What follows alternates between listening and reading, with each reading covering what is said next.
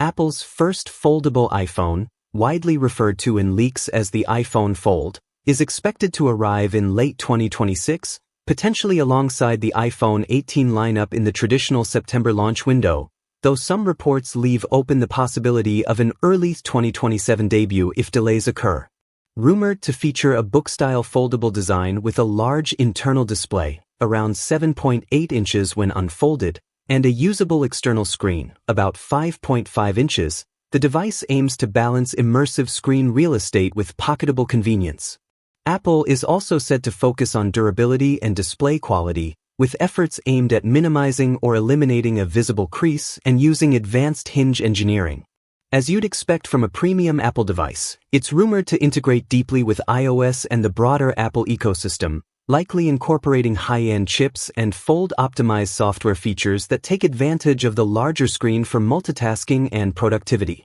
While details like exact pricing and final hardware aren't confirmed, most analysts believe Apple will position its first foldable as a premium flagship experience that enters the foldable space later than some competitors but with its characteristic attention to design and software polish.